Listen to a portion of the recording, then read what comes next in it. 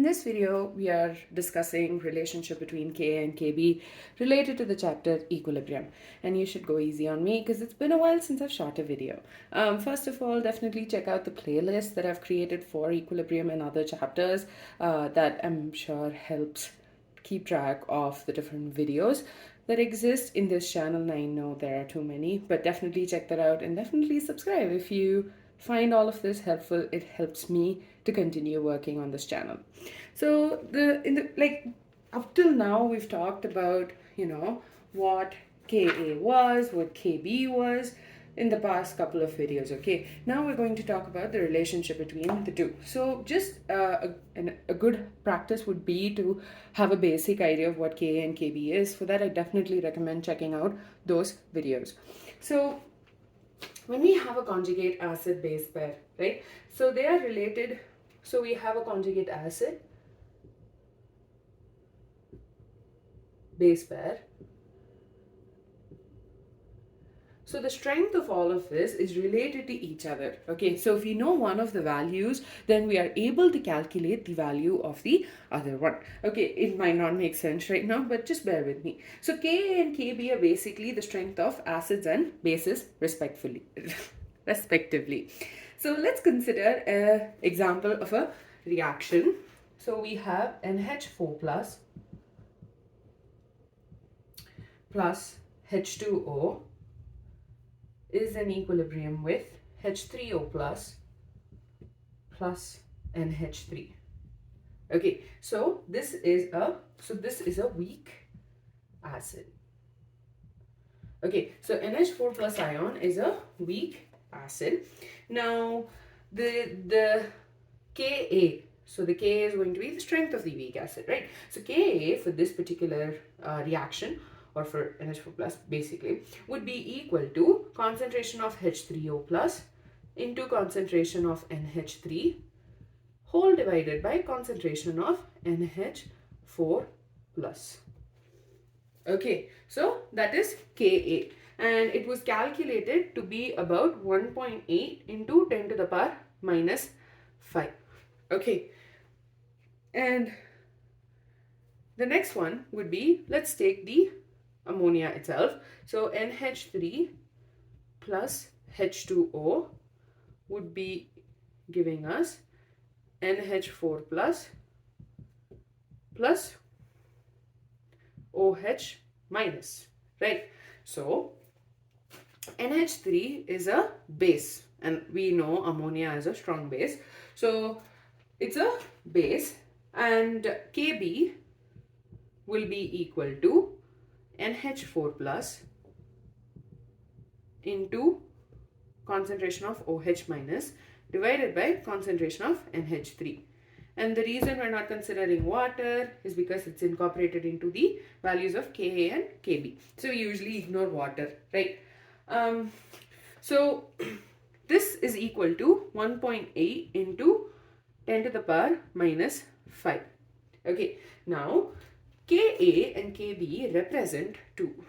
This Ka represents the strength of the acid NH4 plus, and Kb represents strength of the base NH3. Okay, so this was supposed to be 5.6. I apologize. Okay, so let's consider both these equations. NH4 plus H2O in equilibrium with H3O plus NH3. And then you have NH3 plus H2O equilibrium with NH4 plus OH minus. So NH4 plus can get cancelled. NH3 and NH3 gets cancelled. So you're left with 2H2O gives rise to H3O plus OH minus.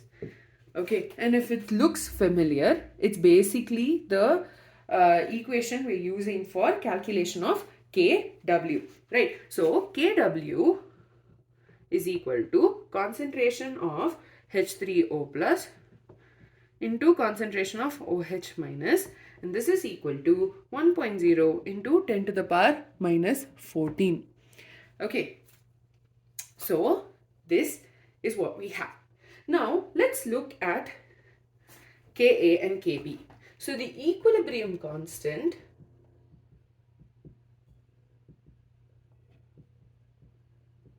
is equal to Ka into Kb. Okay, Ka into Kb. So let's multiply this and this. So you have H3O plus. Let's start with Ka into NH3 divided by NH4 plus, right, whole into NH4 plus concentration, and all of this is obviously concentration, right? Concentration of NH4 plus into concentration of OH minus, whole divided by concentration of NH3O. NH3. So this and this gets cancelled, this and this will get cancelled. Okay, so you are left with concentration of H3O plus into concentration of OH minus. Okay, and this is essentially equal to Kw. So Ka, so we're obtaining a very important relationship, that is Ka into Kb equals to Kw. Okay, now let's substitute the values that we've been given. So 5.6 into 10 to the power minus 5 into 1.8 into 10 to the power minus 10. Again, I should have probably double checked that. Okay, 10 to the power minus 10, 1.8 into 10 to the power minus 5. Okay, so when we simplify this, we are going to get 10.08 into 10 to the power minus 15, because these can get just added, right? So it gives us 1.008 into 10 to the power minus 14, and this value is approximately equal to this one. Okay, so the important thing over here is for a conjugate acid-base pair, Ka into Kb equals to Kw. That is the most important thing you need to know. And this is for a conjugate acid-base pair. You need to remember that. So if you have a value of Ka, you can calculate the value of Kb and vice versa, because Kw is going to be constant at a particular temperature. So from here, we are able to obtain a very important relationship. This I'm going to read off from your textbook. Basically, equilibrium constant for a net reaction obtained after 2 or more reactions is equal to the product of equilibrium constant of individual reactions. So essentially, let's say we have a reaction, A gives rise to B, C, and like you have 5 different reactions, and it's K1, K2, K3, K4. Okay, the equilibrium constant for the net reaction would be equal to all of this just multiplied with each other. Okay, so that's a very important generalization. That is, we're getting K net is equal to the product of equilibrium constant of the individual reactions. Okay, so I'm just going to erase this side because I think, you understand this concept, or I hope you do.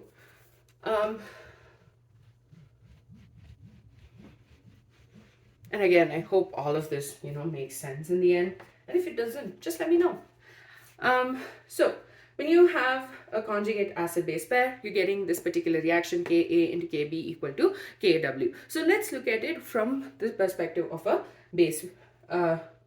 So we can just write a general equation. So when you have a strong acid, it will have a weak conjugate base and vice versa. And from that, we're able to calculate the value of Ka and Kb.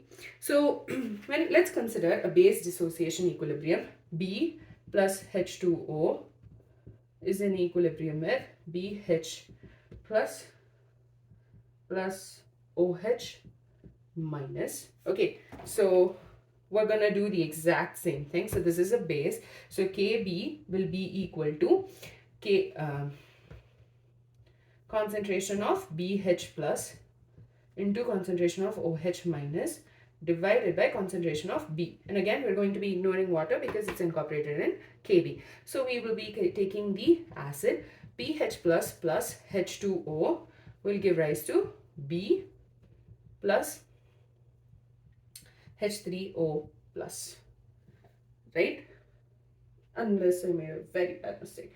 I'm pretty sure it's correct. So I know in your textbooks they've just basically multiplied it with the hydrogen ion, but I was just not comfortable doing it that way. So we're doing it this way. And if you find that easier, go for it. That's perfectly fine. But this is what made sense in my head. So Ka will be equal to concentration of B into concentration of H3O plus divided by concentration of BH plus. Now let's take this Ka into Kb. That will be concentration of B, concentration H3O plus divided by BH plus, concentration of BH plus into concentration BH plus. Essentially, we're just substituting the individual concentration into this big equation. So into B, and then this and this gets cancelled, this and this gets cancelled. So you're left with H3O plus into OH minus, and this is equal to Kw.